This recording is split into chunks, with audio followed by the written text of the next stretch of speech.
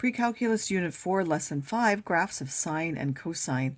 The objectives are to graph the basic sine and cosine functions, and then transformations of those sine and cosine that will depend on the amplitude and the period of the particular function.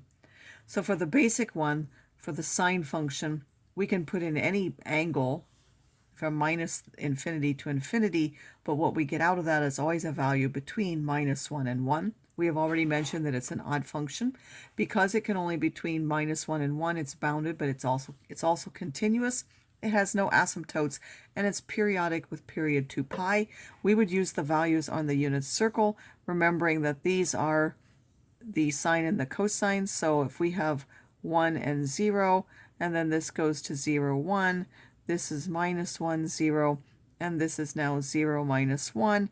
They will simply go around like this. At 0, cosine starts at 0. When it gets to pi over 2, it goes to 1. When it gets to pi, it's back to 0. When it gets down to 3 pi over 2, it's -1, remembering that the y-coordinate is the value of the sine. And then when you get back to 2 pi, it is back to 0. So that gives us those 5 basic points, if you like. For the cosine, the same is true. It has a domain of -infinity to infinity. It's bounded. It's an even function. It also has no asymptotes, and it also has a period of 2 pi. So this is an odd function. This is an even function. This is an odd function. It will look the same right side up and upside down. The cosine is split evenly on the opposite sides of the y-axis. Remember that the cosine is the value here, so it will start with 1, go to 0, then to -1, then back to 0. So it starts at 1 at 0, goes to 0 at pi over 2, down to -1 at pi, back to 0 at 3 pi over 2, and then back to 1 at 2 pi when it comes around again. Those are the basic points of the sine and the cosine. You need to make sure you know those very well, that the sine starts here and goes up, the cosine starts up and goes down. If we make a transformation of that, a sine bx plus c plus d, we usually won't do it that complicated. We'll do it more simple functions than that, but we could do those. This would be what's called a phase shift on the inside. Also make sure that you factor out the b. This would be the change in the period. This would change the period of the function. This would shift it either left or right. This would shift it up or down. And then this stretches the amplitude of the function. So the amplitude is the number out in front, the absolute value of a. That's how far up it goes, or far down it goes here. The period is 2 pi divided by the absolute value of b. Typically we're going to do positive values, so it will just be 2 pi over b. The frequency, how many waves there are in one period, is b divided by 2 pi. And then the phase shift, left or right. Again, make sure you factor out any change in the period, the horizontal shrink or stretch from that first to find out the phase shift left or right, when of course it's compared with the parent function, and then it will shift that up or down. So to graph a sine or cosine function, you're going to find the period, then divide the period into 4 parts. At these, 1/4 of the period, 1/2 of the period, 3/4, and the period, and then use the basic pattern to complete that.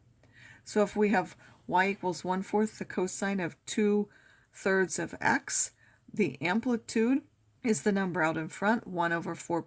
B is the number here in front of the x, 2/3. So the period is 2 pi divided by 2/3, which will give us 3 pi because we multiply by 3 over 2. And then the frequency is 1 in 3 pi. So in 3 pi, it will have completed 1 complete cycle. Because there's nothing added in here, there's no phase shift. And because there's nothing added outside, there's also no vertical translation. This is a cosine function, so we know it typically starts at the 1. Now it will start at the amplitude of 1/4, and then it will go down like this, and then we'll label those. So we start off with the period at 3 pi, and then we divide that into 4 equal pieces. So I have chosen here, because I wanted to show just one period, I took every 2 to be one of those. And then I took 3 pi and divided that by 4, so that's 3/4 pi. And then basically I'm counting up by 3, so I go 3, 6, 9, 12, but they're divided by 4, so this is 3 pi over 4, 6 pi over 4, which is 3 pi over 2, 9 pi over 4, and 12 pi over 4, which is 3 pi. And then I can also go in the opposite direction.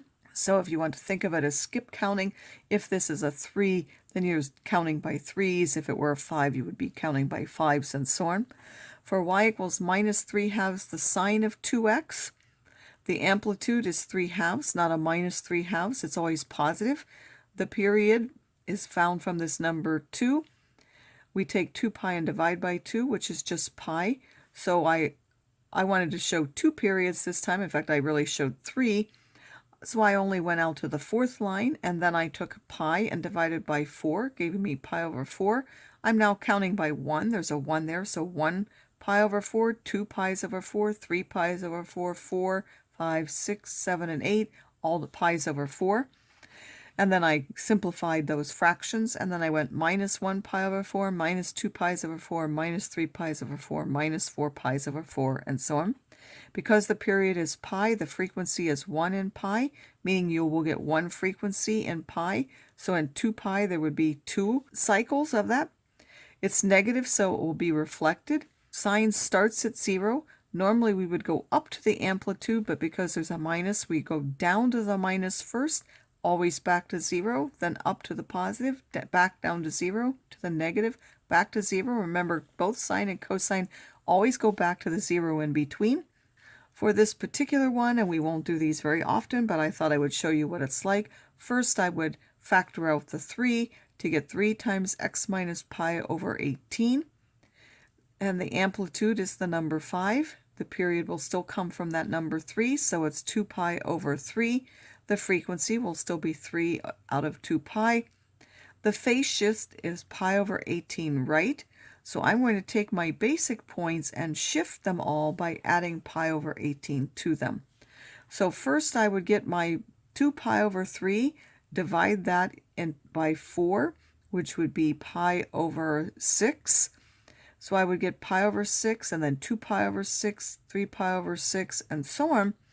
At pi over 6, cosine starts up here, and then it would go down here, and then it would go here. So that would be before I shifted everything, would go like this, as I'm showing you. And then because I'm shifting pi over 18 is taking the pi over 6 and dividing it into 3 pieces. So I have more vertical lines in there. I have 3 vertical lines in there for each one that would normally be there. And then I shifted everything pi over 18 to the right. If there were a number 4, say added out here, then we would also shift up 4 in the end.